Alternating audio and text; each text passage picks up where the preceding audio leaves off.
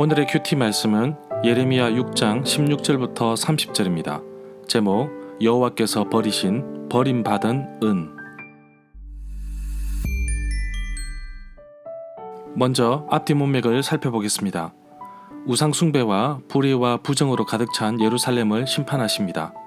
바로 목자들이 양떼를 몰고 오듯이 북쪽에서 군사들이 몰려와 예루살렘을 포위하고 공격할 것입니다. 남유다에 몰아닥칠 심판의 메시지를 선포하였는데 문제는 너무나 무관심하다는 것입니다. 모든 계층에 있는 사람들이 우상에 빠져 있고 돈과 탐욕에 빠져 있어서 심판에 대한 관심 자체가 없습니다. 도리어 거짓 선지자들은 별일 없을 것이라고 외칩니다.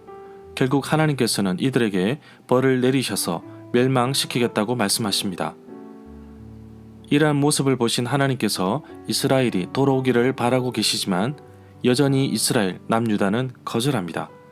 그러면서 고집불통인 이스라엘을 풀무불 용광로에 녹은 은에 비유하시면서 불순물이 녹지 않은 은은 버림받는다고 말씀하십니다.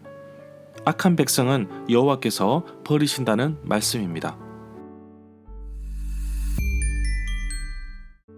문단을 나눠보겠습니다. 16절부터 26절은 부르심과 거절, 27절부터 30절은 버림받은 은.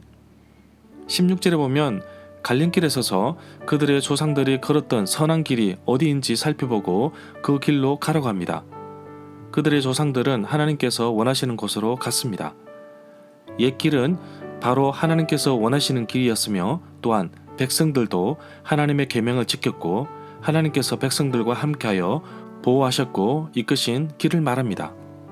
17절에 보면 여기에서 백성들을 위하여 세운 파수꾼은 선지자들을 말합니다.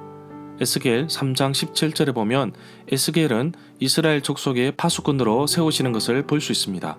그러나 이스라엘은 파수꾼 선지자의 말을 듣지 않았습니다. 나팔은 순양의 뿔로 만든 나팔인데 전쟁이 일어날 때 백성에게 경계하라는 신호로 사용되었습니다. 예레미야 6장 1절에서도 드고아에서 나팔을 부르라고 합니다. 재앙과 큰 파멸이 북방에서 오고 있기 때문입니다. 20절에 보면 시바는 열왕기상 10장 1절에 나오는 솔로몬을 찾아온 여왕이 있었던 곳이 바로 시바라고 보고 있습니다. 여호와 앞에 가져오는 무수한 제물이 아무런 소용이 없다고 하십니다. 순양의 번제, 살찐 짐승의 기름, 수송아지나 어린 양, 순념소의 피를 기뻐하지 않으신다고 말씀하고 있습니다. 결국 이들은 여호와께 제물을 바치러 오지만 하나님께서 요구하신 것도 아니기에 여호와의 성막에 마당만 밟을 뿐입니다. 결국 19절에서 말한 여호와의 율법에 대한 순종이 20절에서 말하는 번제물과 값비싼 예물로 대신할 수 없음을 강조하고 있습니다. 결국 우리가 주목해야 할 것은 사무엘상 15장 22절에서 말해주고 있습니다. 사무엘이 이르되 여호와께서 번제와 다른 제사를 그의 목소리를 청종하는 것을 좋아하심같이 좋아하시겠나이까? 순종이 제사보다 낫고 듣는 것이 순양의 기름보다 낫다. 22절에 보면 예레미야 6장 22절부터 24절의 비슷한 글이 50장 41절부터 43절에도 나옵니다. 22절에 보면 예레미야에게 첫 소명의 말씀을 주실 때에 환상을 보여주셨습니다. 끓는 가마인데 북쪽에서부터 기울어졌습니다. 바로 북쪽에서 심판할 적군들이 몰려올 것을 말씀하고 있는 것입니다. 북쪽에서 오는 바빌론의 군사들이 점차 구체화되어가는 표현으로 볼 수 있습니다. 23절에 보면 북쪽에서 내려온 적군의 목표는 시온 예루살렘입니다. 그리고 북쪽에서 오는 한 민족은 바벨론을 가리킵니다. 25절에 보면 예레미야 6장 24절부터 25절은 적군의 공격이 된 시온 예루살렘 사람들이 공격 소식을 들은 사람들의 모습을 표현하고 있습니다. 예레미야 4장 31절에서도 해산하는 여인의 모습과 동일한 이미지로 예루살렘을 표현하고 있습니다. 26절에 보면 예언자 예레미야가 예루살렘을 인격으로 한 백성에게 울부짖으라고 말합니다. 이 표현은 23절에도 나옵니다. 굵은 베옷, 거친 베옷은 슬픔을 상징하는 옷입니다. 상복이라고 할 수 있습니다. 애통하고 부르짖을 때에 자신의 마음을 표현하는 한 가지 방법입니다. 28절부터 30절에 보면 그들은 모두 심히 반역한 자들이라고 합니다. 모두 고집불통이고 다른 사람들에게 거짓말하고 다니는 자들입니다. 남을 비방하며 모함하거나 돌아다니며 마음이 완악하기를 노쇠나 무쇠처럼 같다고 합니다.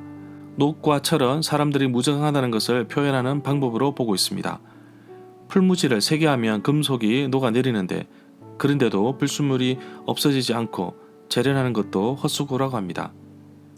이와 같이 죄악이 도무지 제거되지 않았다고 합니다. 이제 그들은 불순물을 제거할 수 없는 내어버린 은 찌꺼기일 뿐입니다. 여호와께서 그들을 버리셨기 때문입니다.